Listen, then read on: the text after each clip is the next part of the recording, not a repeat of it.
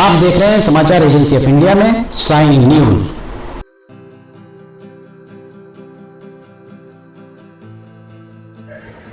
नमस्कार दोस्तों, समाचार एजेंसी ऑफ इंडिया की साइन न्यूज में लिमटी की लालटेन के 498वें एपिसोड में आपका एक बार फिर स्वागत है। आज हम बात करने जा रहे हैं अतीक अहमद की। दरअसल जो अतीक अहमद का प्रकरण चल रहा है, उस सब में मीडिया को आखिर क्या हो गया है?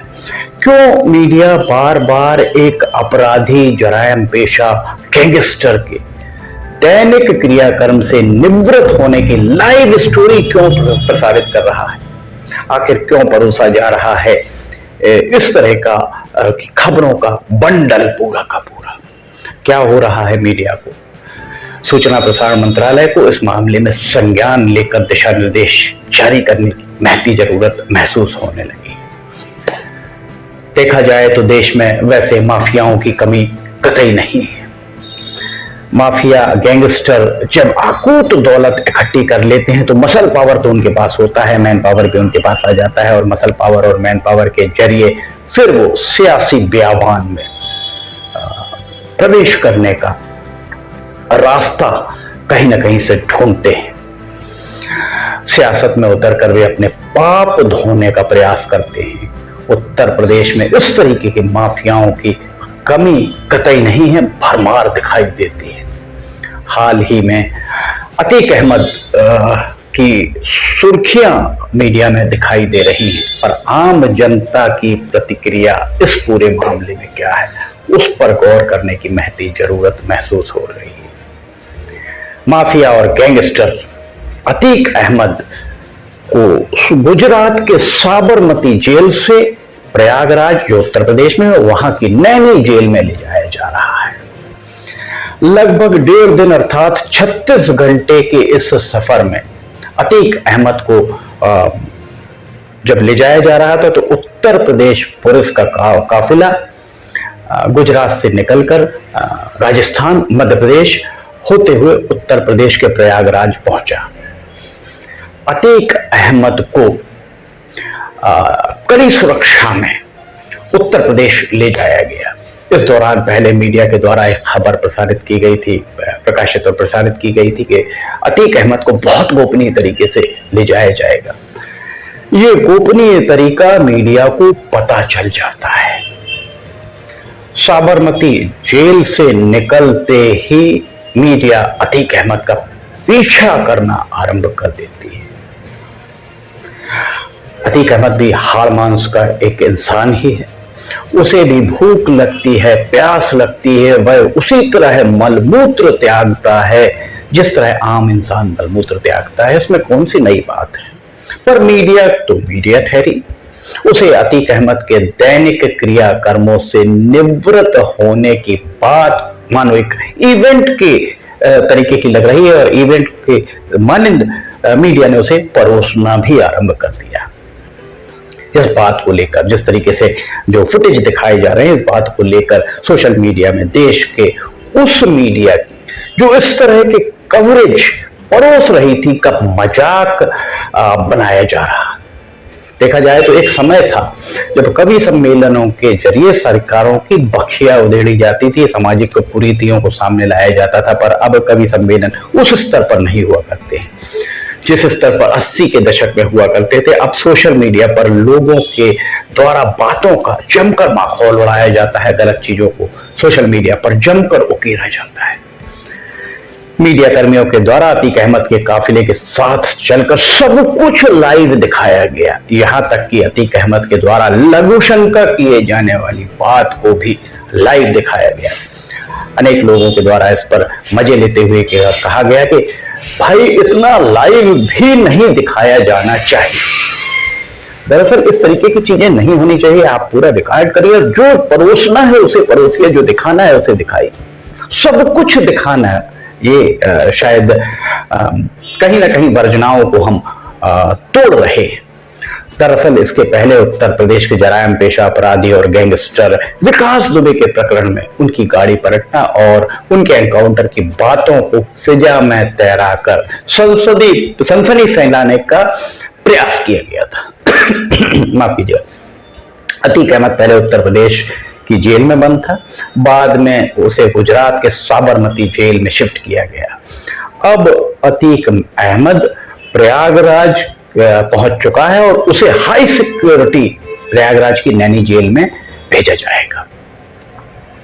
तो हम बात कर रहे थे आज के दौर के मीडिया द्वारा खबरों के प्रस्तुतिकरण की। एक समय था जब पाठक और श्रोता दो ही हुआ करते थे, दर्शक नहीं हुआ करते थे। पाठक और श्रोता, पाठक पूरी तरह निर्भर किया करते थे अखबारों पर और श्रोता रेडियो आकाशवाणी पर। अखबार चाहे 4 पेज का हो या 16 पेज का, उस दरमियान जब 70-80 के दशक की हम बात आपको बता रहे हैं, सुबह अथवा शाम को पाठकों के हाथ में आता था। हर घंटे अखबार नहीं आया करता था, उसमें पल पल की अपडेट तो नहीं हुआ करती थी, पर दिन भर का निचोड़, दिन भर का सार उन अखबारों में हुआ करता था। इसी तरह रेडियो सुबह, अपराह्न, दोपहर, शाम और रात 5 से 10 मिनट के बुलेटिन, समाचार बुलेटिन सुनाया करता था। आकाशवाणी पर प्रौढ़ हो रही पीढ़ी को आज भी याद होगा।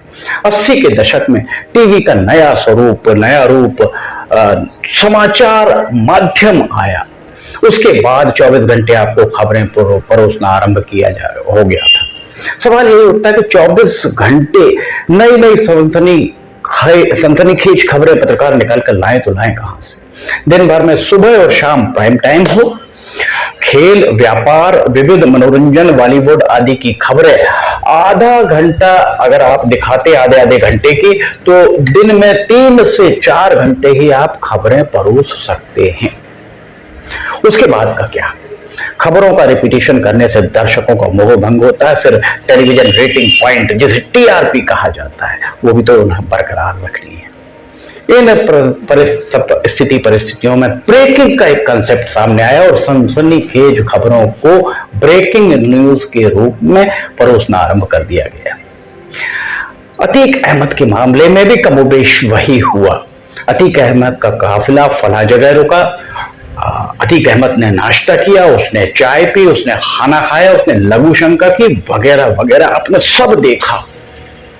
ये पत्रकारिता के मान्य सिद्धांतों के हिसाब से कतई नहीं माना जा सकता है। सवाल यही है कि आखिर ये सब क्या है? आखिर क्या परोस रहे हैं समाज के सामने हम? क्या एक अपराधी या गैंगस्टर को राष्ट्रीय स्तर पर इतना अधिक कवरेज दिया जाना उचित है?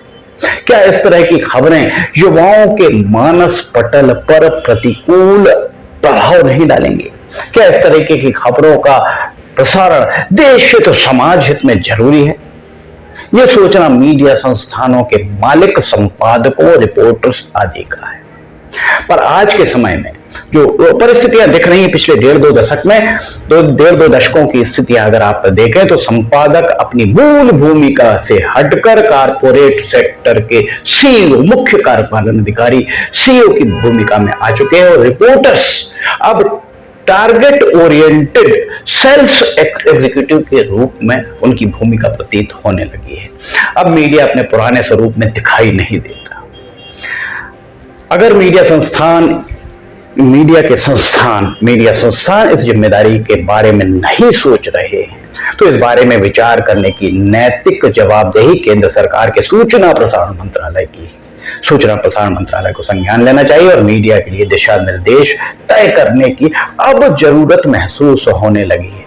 आज अखबारों की भाषा जिस तरीके की होती है, जो बोलचाल की भाषा का उपयोग जिस तरीके से तोड़ मरोड़ के किया जा रहा है, उसे उचित नहीं माना जा सकता है। इस मामले में अगर समय रहते कदम नहीं उठाए गए तो आने वाले समय में मीडिया का जो स्वरूप सामने आने वाला है, वो आने वाली पीढ़ी के सामने जो स्वरूप आएगा वो बहुत भयावह हो सकता है।